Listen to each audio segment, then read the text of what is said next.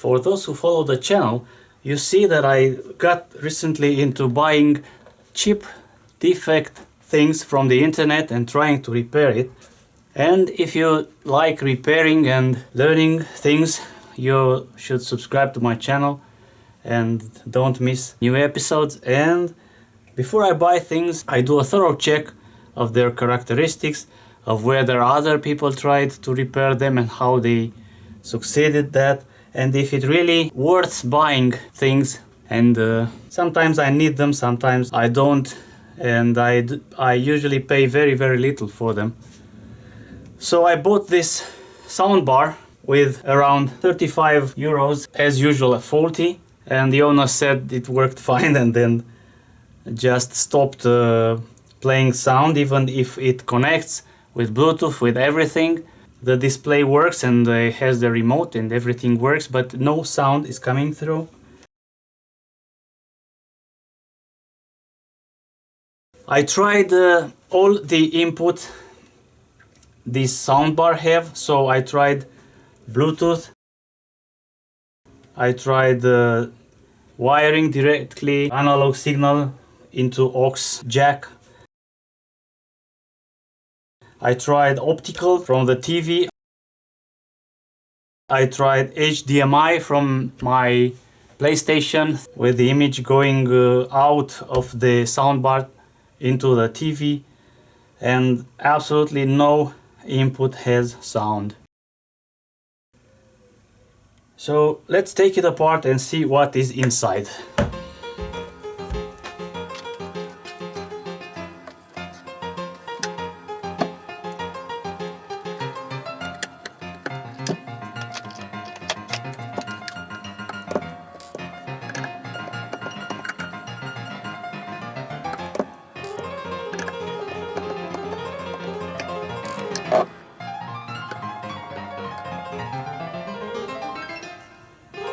Those connectors are such that you cannot mistake them when you put them back. They've never been taken out before because there is this kind of silicone thing here.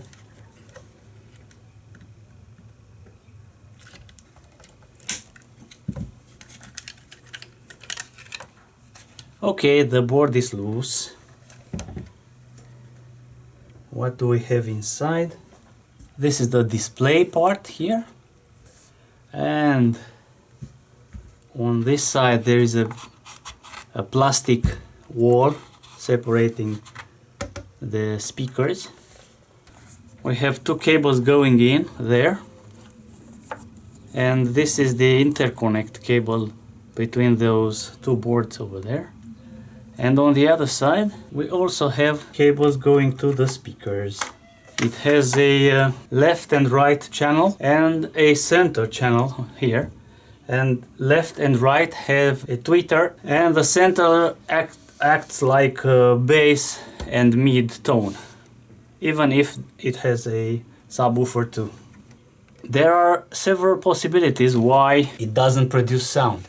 One, the speakers can be blown, but I don't think that 6 speakers can be blown all at once. It powers up, everything connects, the remote works, Bluetooth connection works, you can change the tracks with the remote, play, pause, so the power supply works, some sort of logical thing here in the Bluetooth part works. The audio amplifiers can be damaged, or the audio processor inside can be damaged, and this is very bad if this is true. Let's take this back out and try to separate the boards.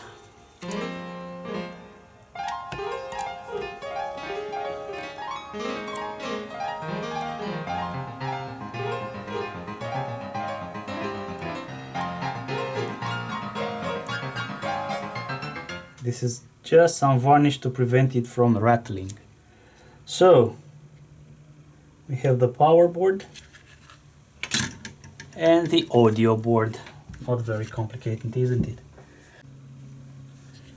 Let's take a look at the audio board. This is something that is plugged in like that, and it has a tactile switch here.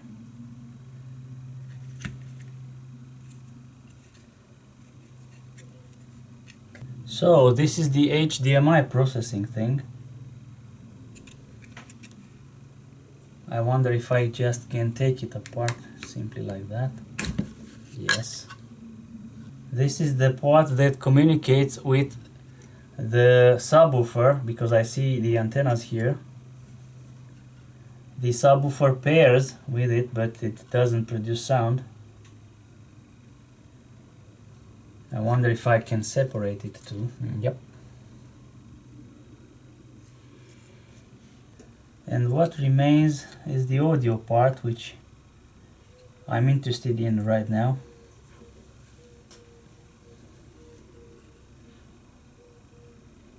Nothing obvious.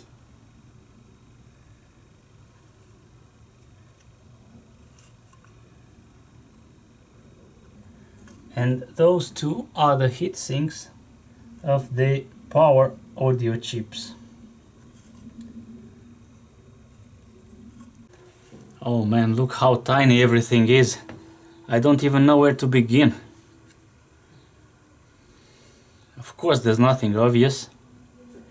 But as I said, before you buy something fault and defect over the internet, you do a check before. And I searched and found a service manual for this thing, which was beyond my expectations. I didn't expect to find anything more than a brochure about this soundbar, but there is a service manual. And I pulled up the sheet and I discovered that, let me zoom in a little bit, each input goes to a different module. For example, HDMI goes into a HDMI switch and repeater. The aux and the Bluetooth have a separate module, and the optical goes directly into audio DSP, which means digital signal processor. So it's a common cause for all those inputs, and it can't be just the Bluetooth module if everything connects and yeah, the board, the logical part seem to work. It means that the brain, the microcontroller works, but the common part is this square here, the audio DSP, digital sound processor, name module 1, and the two power amplifiers. But it is strange that both amplifiers to have failed. Who knows, but I would rather think it's something wrong here. And looking at the piece of schematic, roughly, I noticed that there are several power supply. So if the microcontroller works, it doesn't mean everything works, because there are different 5 volts rail. Look at that. So the main voltage comes into here, and we have a MCU 5 volts output. So 24 volts is transformed into MCU microcontroller unit 5 volts, but next to it is the input of another regulator, which takes in those 5 volts and outputs still 5 volts, but a different meaning. A 5 volts plus 5 volts, something like that. And that's another regulator here, which also takes the VCC, the voltage power supply, 24 volts, and going in and outputs 5 volts for the Atmos module, the HDMI something Dolby stuff. And there's also a regulator which outputs 3.3 volts, and we also have here another regulator which outputs 5 volts for the USB. It is a shame for me that not all those little schematics are integrated in one big thing, so there are just some modules over here and there, and I have to identify where some signals go into another module over here. But contemplating the board, I was just contemplating the board, and it's a good advice to just sit there and look at the board and trying to understand roughly all the functionality, how it works. At the beginning it can be overwhelming of hundreds of components and tiny traces, but you, in time, as you look at it, you must at least try to understand roughly how those ICs communicate with one another. And as I said, sitting there and contemplating, I noticed this black gunk over here, which I think it is put here to prevent those components from rattling, from vibrating. But you know that sometimes it can be conductive without warning, and this capacitor here too. But furthermore, as I looked at it, I've noticed something. You see, it is bulged. It looks like it wants to give birth. And could be this capacitor's infidelity to cause the board to stop functioning? I'm going to take it out immediately, measure it, and even if it measures all right, I'm going to replace it. And it's not something out of ordinary, nothing extraordinary, just 470 microfarads at 10 volts. I identified it on the schematic. You see here it reads C203. No, it's not this one. Yeah, I fell for this. I believe it's this one here, E202, I believe. Anyways, yep. And if we look here, this is it. CE203, this one, which is 470 per 10 volts. And it is into this regulator, which has the VCC as input and the 5 volts MCU output. And could this 5 volt be disturbed enough not to allow something to work there? So let's take it out right now. This is a 4-layer board. Yeah.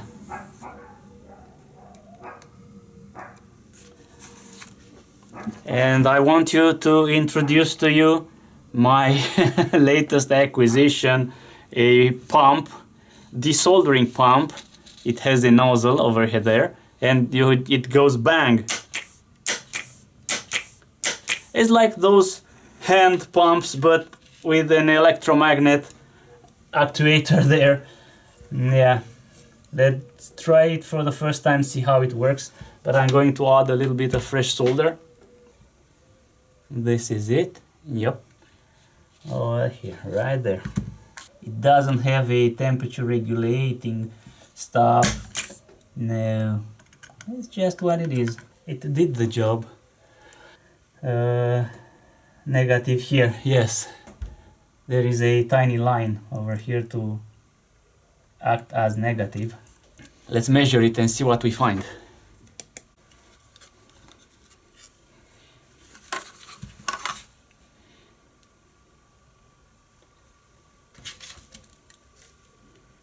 It takes very long to test. What's this? Yeah, a capacitor. 10 microfarads out of 470. Yeah. A ESR, enormous ESR, 130 ohms, 0.13 kilo ohm. V loss 19%. This is definitely bad. Yes! And hooray! I found in my capacitor basket this piece here. 470 at 50 volts. Ho ho! Clean a little bit here. Let's bend it back as it was. Oops. Oops, the pins are too short. Anyways, I don't think that's a problem. What do you think? Should I put it back like that and try it? I'm going to do that.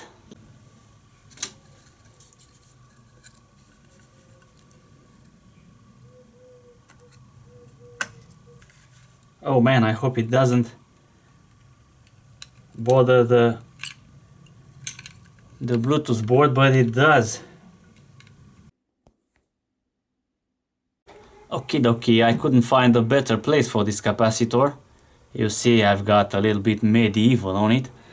But the original one, as you remember, was underneath this board and very close to this heatsink, and it's the warmth and the heat which makes the capacitor bulge, because the electrolyte inside this, which is something wet, it has the tendency to heat up and obviously to turn to vapor, to boil, and thus making the capacitor bad. I'm going to test it like that, and if it works, I'm going to add a bit of hot glue and glue it here on top of this board. It was very hard to find a place inside this area, and underneath there is simply not enough room because it just almost touches the bottom of the soundbar. So finger crossed.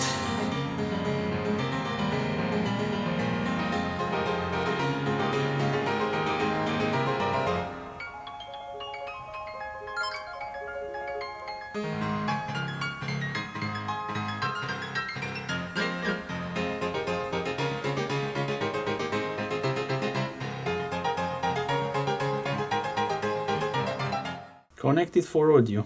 Let's try to play something. It doesn't do.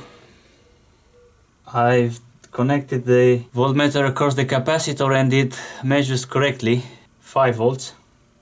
Still no sound. Got to dig deeper. I was hoping for a quick fix and I was put to shame. And so I have to take it more systematically. And what I'm trying to do is to check for power at each of these chips here. Then I'll move on to the signal. But right now, let's very carefully plug it in. Let's turn it on by the power button. Yes, on is flashing and Bluetooth displayed. Yeah, 22 volts. And let's try to understand what these chips are and where their power is coming in. So this one is U203 and it has, this is the Bluetooth chip, and it has a 5 volt and a 3.3 volt. One is ground, 2 is 5 volts, and 3 is 3 volt. I have to use a magnifier glass and some magnifier goggles to be able to see something here. That's how small everything is. I will take the ground from here and let's try to probe this capacitor. 5 volts, that's okay.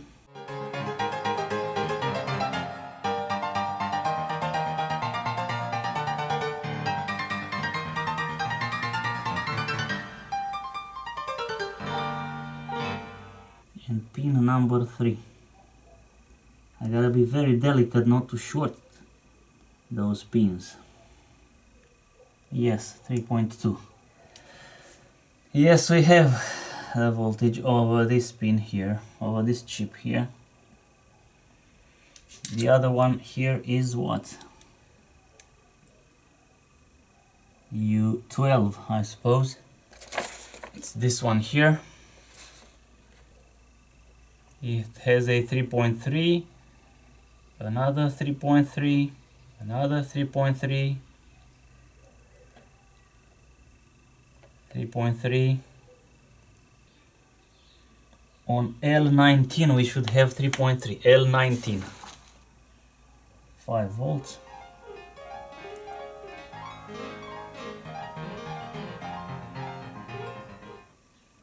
$22. So this thing here outputs 5 volts. 3.3.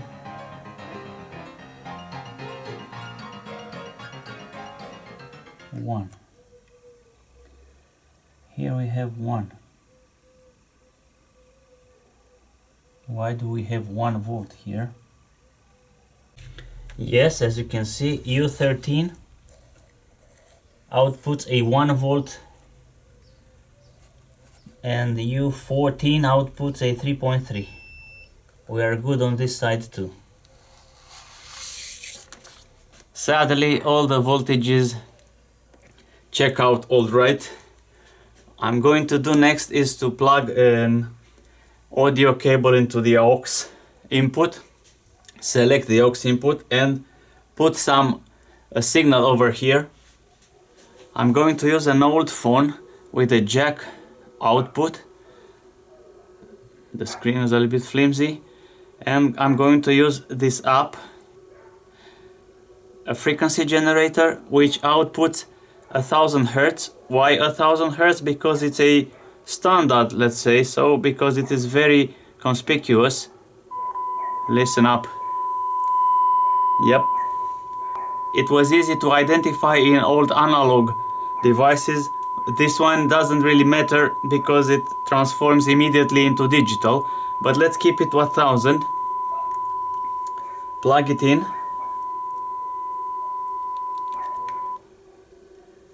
Okie dokie. And I'm going to trace the signal with an oscilloscope, which will not fit into the shot, so I'm going to put it a little bit aside and just print the waveform. I'm going to zoom in now, and this is the input signal.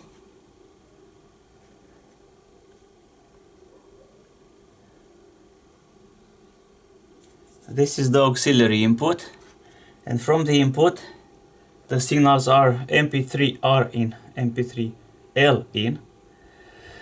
I checked the schematic and they are going in right there in this Bluetooth chip. They're going into pins 31 and 30. I'm going to find 31 and 30.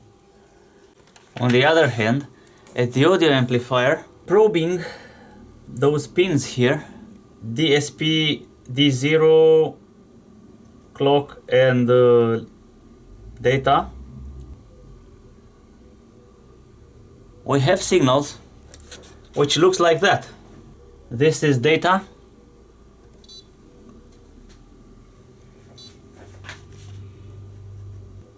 and this is clock.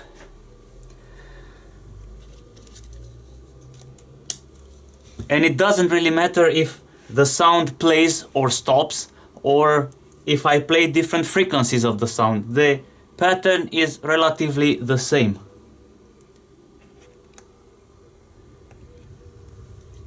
I don't know what that means, but it looks like the audio amplifier actually receives some sort of signals. Probably it's not the correct signal, and as I said, nothing hits up obviously. But I believe that still this Bluetooth chip is not providing the right the right things. Could be a firmware corruption. I'll try to find a firmware upgrade to try to do an upgrade via the USB. Of course, I couldn't find any software updates over the internet. How silly of me to even think this was a possibility. So I think the digital part is busted. If it was something related to the power supplies and the voltages there, maybe I could have repaired it, but all the voltages check all right, and the digital part is very hard to repair. So as I said, you shouldn't always expect to repair the things you buy broken over the internet, and the idea is to buy them cheaply in case you fail to repair it. At least the things you succeed repairing compensate the things you can't repair. So let's say I decided to buy the audio amplifiers. Let's search the web for something like that. Moser. Let's say I want to buy 3 pieces. So the grand total is 133 RON, which means roughly 25 euros, which is not acceptable in my opinion, because if I buy them and it doesn't work, it's not guaranteed that these are the culprit, the power amplifiers, so I'm not sure. The shipping is very expensive, is 90 RON, so the shipping is double than the price of those devices. So it's not economically feasible to replace the audio and final audio amplifiers, and even if I was sure they will be replaced and they will work, I would definitely buy those, but I'm not sure. So yeah, I don't think I'll buy that. On the other hand, on AliExpress I found another board which is on Bluetooth. Of course it doesn't have all the functionalities of the original soundbar. It's a 2+1, so exactly what I need for the power bar without the extra subwoofer. And I think it is more feasible to buy this one because it is very cheap, and I'll give it a try like that. It's around 10 euros. Of course the remote control and the display will not work, but I think it is more feasible to try this option.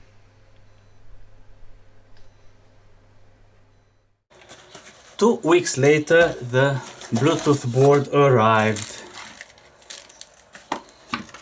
We have knobs, we have potentiometers. It is nicely built. Big fat coils. A nice heat sink. Simple as on the other side with a Bluetooth antenna over there. And I want to try to fit it inside this case.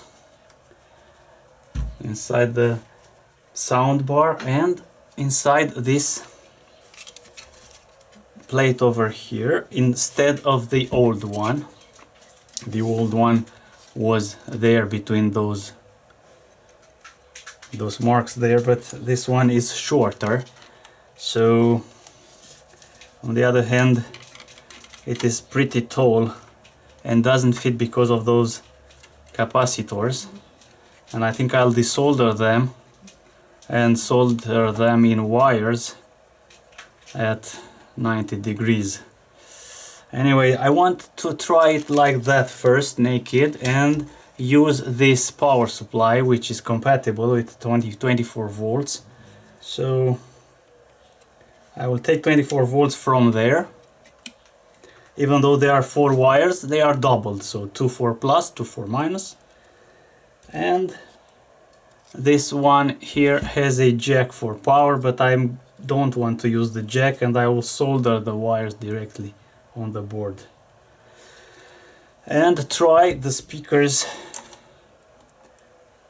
directly like that, and if it works fine, then I'll find a solution to put it in this box here and shovel it there inside. And perhaps the potentiometers will be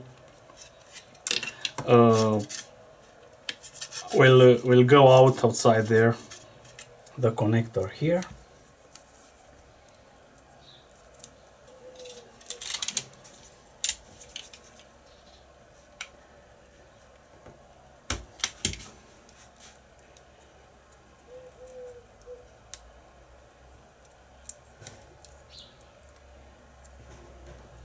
So check out my latest acquisition from AliExpress, a multimeter with a LCD permanently illuminated screen, which I bought specifically for the channel because it's more visible on the camera.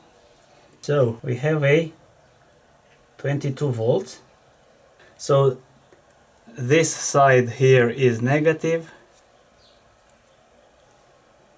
and this side here is positive. Remember, we are still alive. So I measure again. Alright, this side is plus here.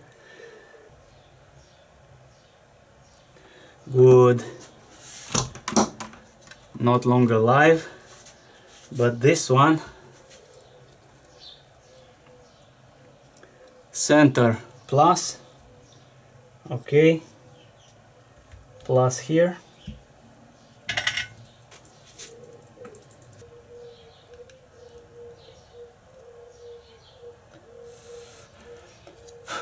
Alright, center plus and minus. Alright, now let's plug it in and see what it does.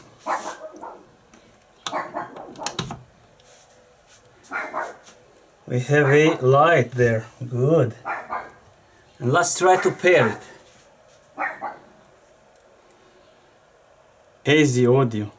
Yes, it is connected and the LED is no longer blinking.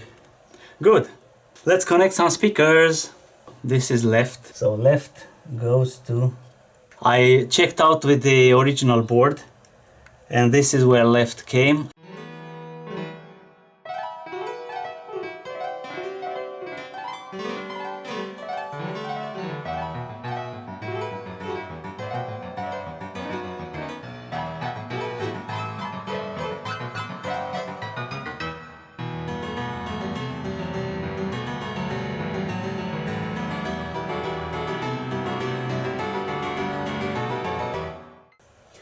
Okay, as simple as that.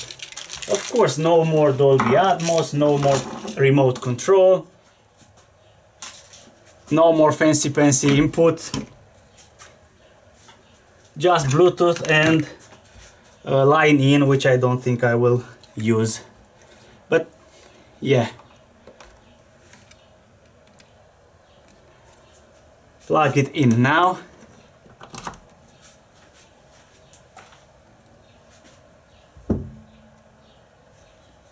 It paired, frequency generator, volume,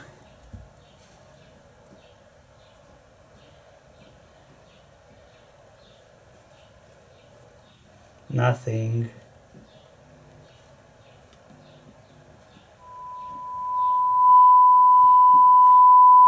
Yes.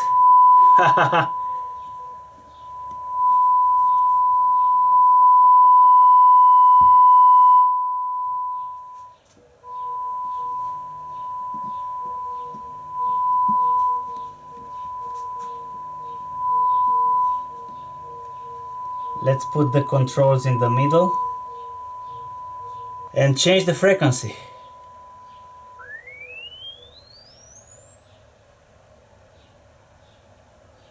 $15,000. Almost inaudible for my ear and for the camera. Low. Around 70 Hertz. Bass not. We have something, but the bass is at maximum. Let's keep the controls treble and bass maximum. All right. Let's play some music.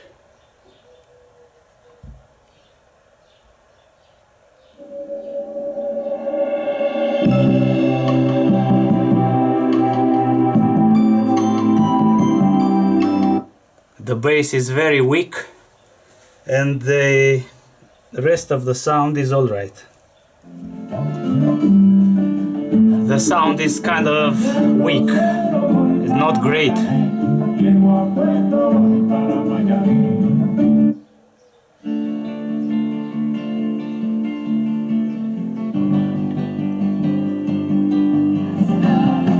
Yes, not great.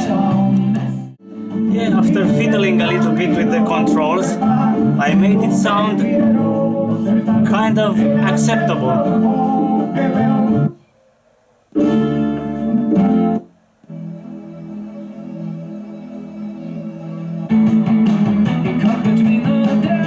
Yes, not bad, not bad. Yes, yeah, fiddling with the controls made it sound better because, you know, the speakers are not quite well adapted, well compatible with this crossover filters and something, and this is why.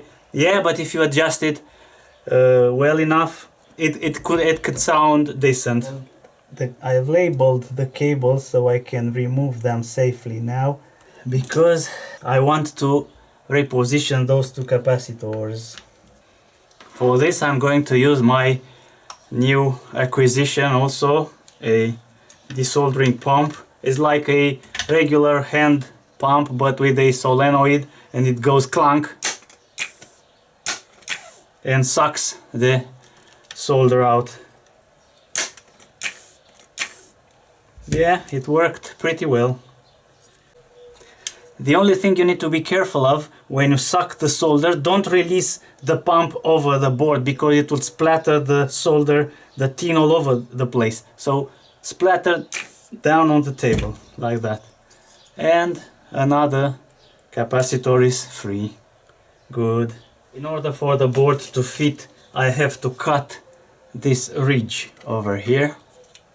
Done, but there's another ridge over here. Of course, blood have to be drawn right in this groove here.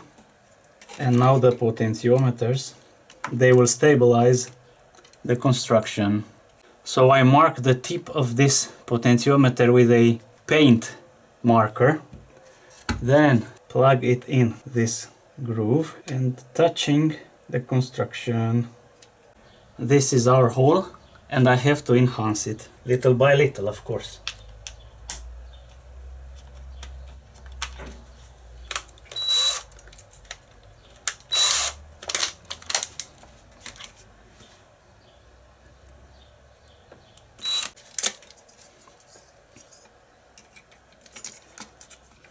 So I soldered the wire there, and if you wanted to know what kind of capacitors there are, let's say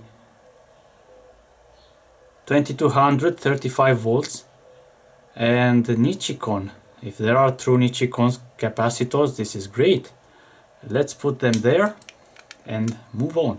I fabricated a piece of cloth to block these holes here to prevent the dust from entering, contaminating the thing. The board with the capacitor repositioned in. Now I'm going to put the washers and the nuts, because this is what will keep the board in place. Job done. Knobs in. I managed to add a label here to know what to adjust. The board is in. Power cable connected there.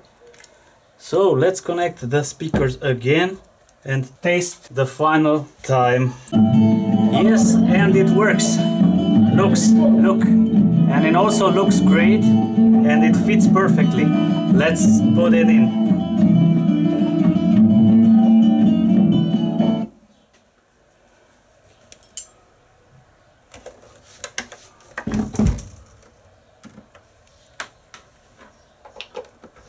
So that's it, folks. 进入蓝牙，等待连接。蓝牙连接成功。 Listen to that. Yes, a Chinese woman talking to me.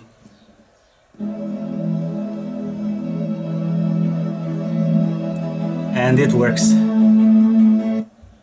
Yep.